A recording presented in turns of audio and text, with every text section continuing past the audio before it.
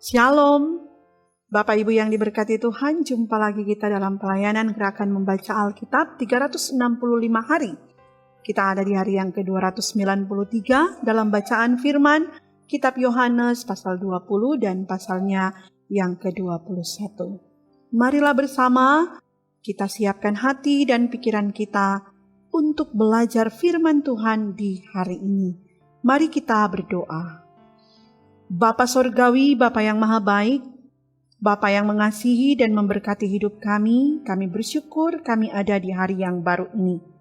Kami mau gunakan waktu yang Tuhan beri, belajar dari kebenaran firman-Mu. Tuntun kami ketika kami mau baca firman di hari ini. Dengan tuntunan kuasa Roh Kudus Tuhan, firman ini tidak lalu dengan sia-sia, tetapi boleh kami mengerti dan kami pahami dalam hidup kami. Maka inilah kami Tuhan sedia untuk belajar kebenaran firman-Mu. Dalam nama Tuhan Yesus firman hidup kami berdoa. Amin. Marilah kita membaca bagian bacaan Alkitab di hari yang ke-293 ini dalam bacaan Yohanes 20 dan 21. Pada hari pertama minggu itu, pagi-pagi benar ketika hari masih gelap, pergilah Maria Magdalena ke kubur itu, dan ia melihat bahwa batu telah diambil dari kubur. Ia berlari-lari mendapatkan Simon Petrus dan murid yang lain dikasihi Yesus, dan berkata kepada mereka, "Tuhan telah diambil orang dari kuburnya, dan kami tidak tahu di mana ia diletakkan." Maka berangkatlah Petrus dan murid yang lain itu ke kubur. Keduanya berlari bersama-sama, tetapi murid yang lain itu berlari lebih cepat daripada Petrus, sehingga lebih dahulu sampai di kubur. Ia menjenguk ke dalam dan melihat kain kapan terletak di tanah, akan tetapi ia tidak masuk ke dalam. Maka datanglah Simon Petrus, juga menyusul dia dan masuk ke dalam kubur itu. Ia melihat kain kapan terletak di tanah, sedang kain peluh yang tadinya ada di kepala Yesus tidak terletak dekat kain kapan itu, tetapi agak di samping di tempat yang lain dan sudah tergulung. Maka masuklah juga murid yang lain yang lebih dahulu sampai di kubur itu, dan ia melihatnya dan percaya. Sebab selama itu mereka belum mengerti isi kitab suci yang mengatakan bahwa ia harus bangkit dari antara orang mati. Lalu pulanglah kedua murid itu ke rumah. Tetapi Maria berdiri dekat kubur itu dan menangis. Sambil menangis ia menjenguk ke dalam kubur itu. Dan tampaklah olehnya dua orang malaikat berpakaian putih, yang seorang duduk di sebelah kepala dan yang lain di sebelah kaki di tempat mayat Yesus terbaring. Kata malaikat-malaikat itu kepadanya, "Ibu, mengapakah engkau menangis?" Jawab Maria kepada mereka, "Tuhanku telah diambil orang, dan aku tidak tahu di mana ia diletakkan." Sesudah berkata demikian, ia menoleh ke belakang dan melihat Yesus berdiri di situ. Tetapi ia tidak tahu bahwa itu adalah Yesus. Kata Yesus kepadanya, "Ibu, mengapa engkau menangis? Siapakah yang engkau cari?" Maria menyangka orang itu adalah penunggu taman, lalu berkata kepadanya, "Tuan, jikalau Tuhan yang mengambil dia, katakanlah kepadaku, di mana Tuhan meletakkan dia, supaya aku dapat mengambilnya." Kata Yesus kepadanya, "Maria." Maria berpaling dan berkata kepadanya dalam bahasa Ibrani, "Rabuni," artinya guru. Kata Yesus kepadanya, "Janganlah engkau memegang aku, sebab aku belum pergi kepada Bapa, tetapi pergilah kepada saudara-saudaraku dan katakanlah kepada mereka bahwa sekarang aku akan pergi kepada Bapakku dan Bapamu, kepada Allahku dan Allahmu." Maria Magdalena pergi dan berkata kepada murid-murid, "Aku telah melihat Tuhan," dan juga bahwa Dia yang mengatakan hal-hal itu kepadanya. Ketika hari sudah malam, pada hari pertama minggu itu, berkumpullah murid-murid Yesus di suatu tempat dengan pintu-pintu yang terkunci karena mereka takut kepada orang-orang Yahudi. Pada waktu itu datanglah Yesus dan berdiri di tengah-tengah mereka dan berkata, "Damai sejahtera bagi kamu." Dan sesudah berkata demikian, Ia menunjukkan tangannya dan lambungnya kepada mereka. Murid-murid itu bersuka cita ketika mereka melihat Tuhan. Maka kata Yesus sekali lagi, "Damai sejahtera bagi kamu. Sama seperti Bapa mengutus aku, demikian juga sekarang aku mengutus kamu." Dan sesudah berkata demikian, ia mengembusi mereka dan berkata, "Terimalah Roh Kudus. Jikalau kamu mengampuni dosa orang, dosanya diampuni. Dan jikalau kamu menyatakan dosa orang tetap ada, dosanya tetap ada." Tetapi Thomas, seorang dari ke-12 murid itu, yang disebut Didimus, tidak ada bersama-sama mereka ketika Yesus datang ke situ. Maka kata murid-murid yang lain itu kepadanya, "Kami telah melihat Tuhan." Tetapi Thomas berkata kepada mereka, "Sebelum aku melihat bekas paku pada tangannya, dan sebelum aku mencucukkan jariku ke dalam bekas paku itu, dan mencucukkan tanganku ke dalam lumbungnya, sekali-kali aku tidak akan percaya." 8 hari kemudian, murid-murid Yesus berada kembali dalam rumah itu, dan Thomas bersama-sama dengan mereka. Sementara pintu-pintu terkunci, Yesus datang dan ia berdiri di tengah-tengah mereka dan berkata, "Damai sejahtera bagi kamu." Kemudian ia berkata kepada Thomas, "Taruhlah jarimu di sini, dan lihatlah tanganku. Ulurkanlah tanganmu dan cucukkanlah ke dalam lambungku. Dan jangan engkau tidak percaya lagi, melainkan percayalah." Thomas menjawab dia, "Ya Tuhanku dan Allahku." Kata Yesus kepadanya, "Karena engkau telah melihat aku, maka engkau percaya.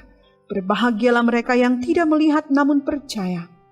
Memang masih banyak tanda lain yang dibuat Yesus di depan mata murid-muridnya yang tidak tercatat dalam kitab ini.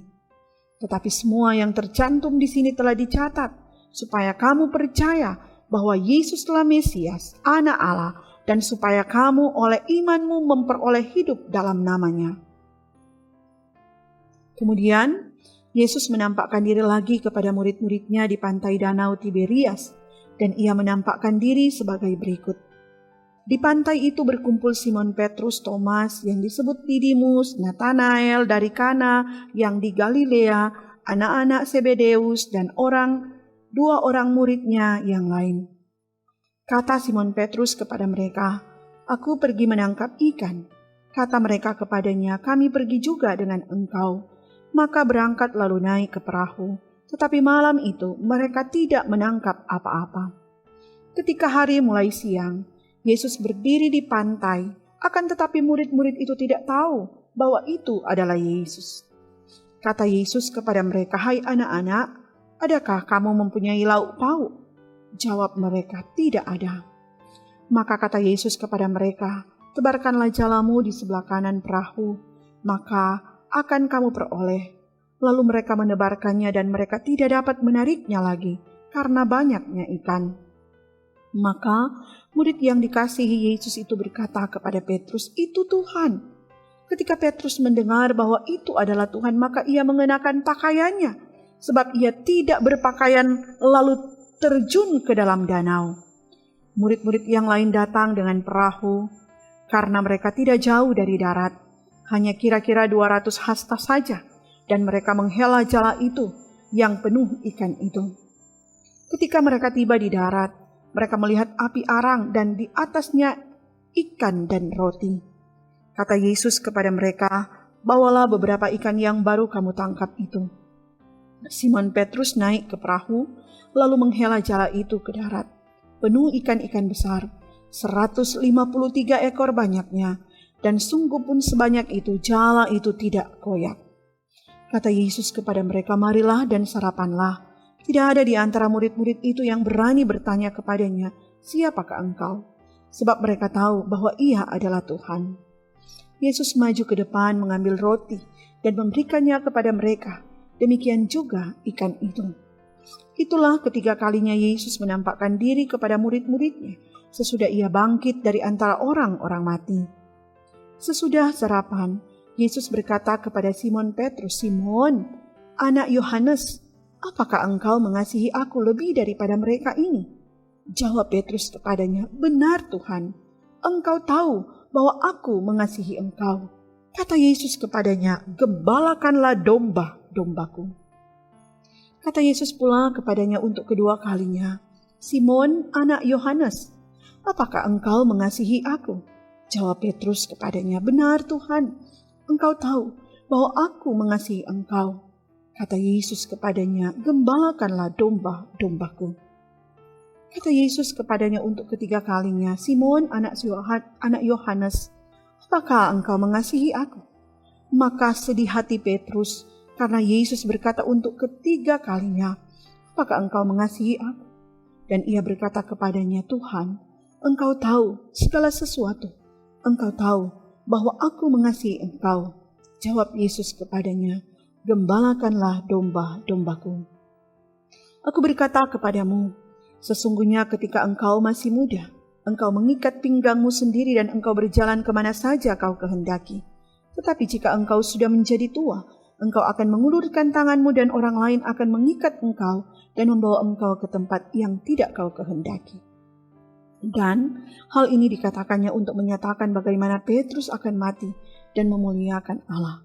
Sesudah mengatakan demikian, ia berkata kepada Petrus, "Ikutlah aku." Ketika Petrus berpaling, ia melihat bahwa murid yang dikasihi Yesus sedang mengikuti mereka, yaitu murid yang pada waktu mereka sedang makan bersama, duduk dekat Yesus dan yang berkata, "Tuhan, siapakah dia yang akan menyerahkan engkau?" Ketika Petrus melihat murid itu, ia berkata kepada Yesus, "Tuhan, apakah yang akan terjadi dengan dia ini?" Jawab Yesus, "Jikalau aku menghendaki supaya ia tinggal hidup sampai aku datang, itu bukan urusanmu, tetapi engkau ikutlah aku." Maka tersebarlah kabar di antara saudara-saudara itu bahwa murid itu tidak akan mati.